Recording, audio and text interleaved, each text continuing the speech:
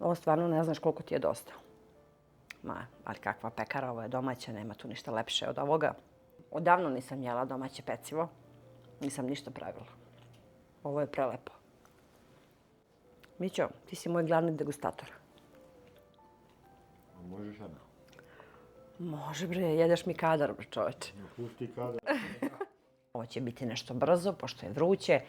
Pa evo da krenemo. Ovdje imam 250 ml mlakog mlijeka, stavit ćemo u vanglicu i stavit ću kvasac i malo šećera. Dodat ću kvasac, ovdje ima 6 grama, znači vrlo malo suvog ili oko 20 grama svežeg. U kvasac obavezno 1 kašičica šećera i sad dodat ću i malo brašna, pa ćemo da sačekamo malo kvasac, možda 2-3 minuta. Jeste, pravili smo slatke ove knedle i sve to, ali ništa bez slanog. Ovo je jedno fino domaće pecivo, vidjet ćete. Pokriću krpom i čekam kvasac samo 2-3 minuta. U nadošli kvasac dodajem 100 ml ulja. Ja sad stavljam maslinovo ulje, a može i obično, može mast, bilo šta što vi koristite. Stavili smo znači ulje, ovdje imam jedno jaje. Eto vidite i sami da ništa skoro od namirnica ne ide, one osnovne, vrlo malo, a vidjet ćete posle dobit ćemo stvarno jedno predivno testo. Ovdje mogu da dodam so i brašno i to je sve od namirnice. Brašno sam pripremila oko 450 grama, pa dodajemo postepeno da nam ovo testo bude mekano i dodat ću 1 punu kašičicu soli, jer kasnije moj sir nije tako slan, pa onda možda ja dodam malo više. A vaš sir ukoliko je slan, vi onda manje. Postepeno pomalo brašna dodajem.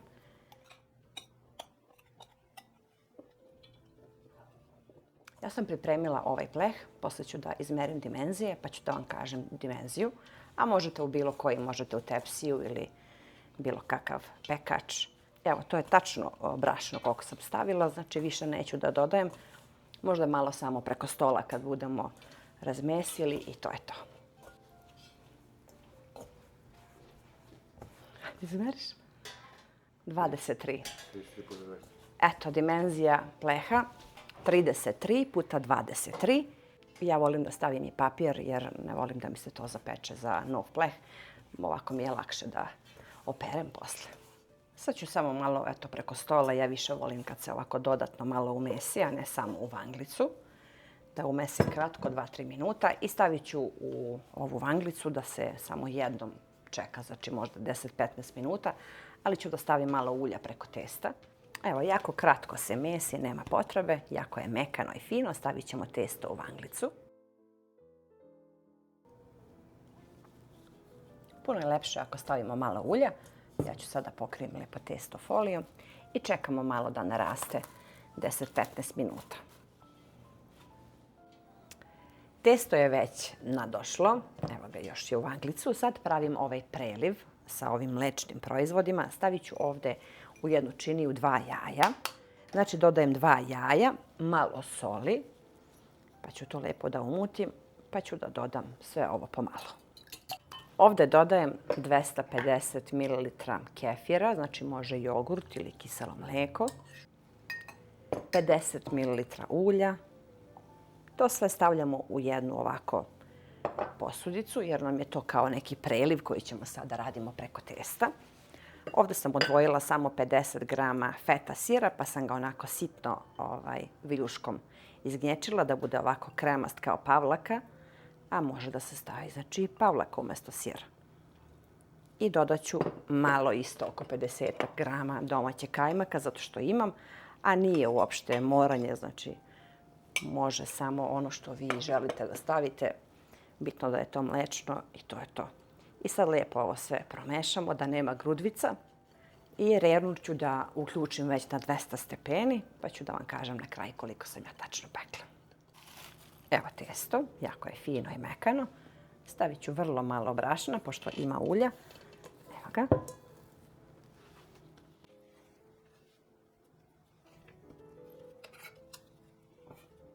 Podelimo testo na pola. I ovako, trebaju nam male loptice. Bilo bi poželjno da budu veličine oraha, znači što manje, to bolje.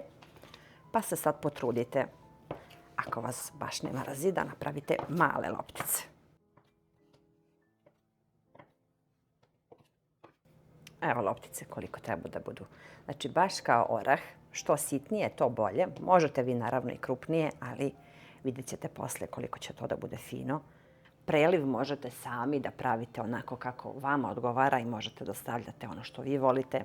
Može i malo kečapa da se stavi ukoliko želite ili paradajzonog sosa, pa malo origana ili neke salamice, može da vam bude ukus pice, što nije teško kad se pravi za svoju porodicu. Tako da, evo, probajte. Vidite da ih ima dosta. I sad ćemo da ređemo u ovaj pleh. Malo samo pravimo razmak između i ređemo. Gledat ću da sve ovo stavim. Evo kako to lijepo izgleda. Ja sam gledala otprilike da mi budu onako slične ove veličine. Da nisu baš preterano veliki, onda će to da i naraste. Rednu sam uključila na 200 stepeni. I sad nema potrebe ništa da čekamo, one su već pomalo stigle.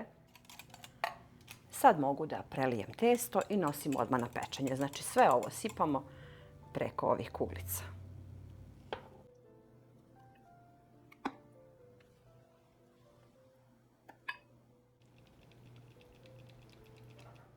I sad mogu da nosim na pečenje.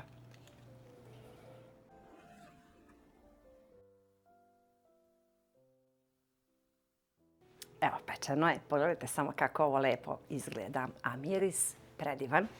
Sad ništa nećemo da pokrijemo, ostavimo ovako 5 minuta da se malo prohladi, a onda ćemo da probamo.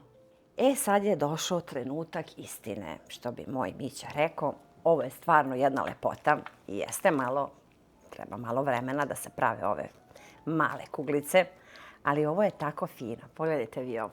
Jedan zalogajčić i jedna ova loptica. Divno miriše, baš one prave penjurlije, ako znate taj recept, one se prave daleko veće. A ovo je toliko simpatično, ovo će deca puno da vole. I sad naravno ja moram da probam. Vruće je, ali tako se fino čupka, a unutra odavno nisam jela domaće pecivo. Nisam ništa pravila. Ovo je prelepo. Mićo, ti si moj glavni degustator. Moram da probam i to. Kako je ovo lepo. A može sada? Može bre, jedeš mi kadar, bre čoveče. Pusti kadar. Sad ćemo da priđemo izbliza da im pokažemo koliko je ovo zapravo stvarno kao sunđerčići. I tako se fino čupkaju ove loptice. Ukus prave penjurlije ili pita sa sirom, pogača sa sirom.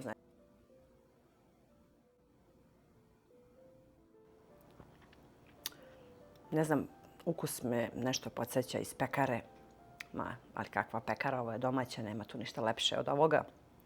Toliko je lepo, stvarno kao da jedete neku pitu ili burek sa sirom. Jer vidjeli ste, puno je mlečnih proizvoda, tako da ja sam sigurna da vam se sviđa ovaj recept. Probajte što pre. Za vašu dečicu malu bit će simpatično, pa će da ručkaju. Pišite mi, sve vas puno pozdravlja, vaša Aurora. Pa se vidimo uskoro sa nekim novim receptom. I to vrlo brzo iz moje kuhinje. Ovo stvarno ne znaš koliko ti je dosta. Može samo ili paradajz, domaći, pečena paprika, u sirće. Malo sremski. Vidi ovo. Diše i miriše. Probajte obavezno ovaj recept i pišite mi.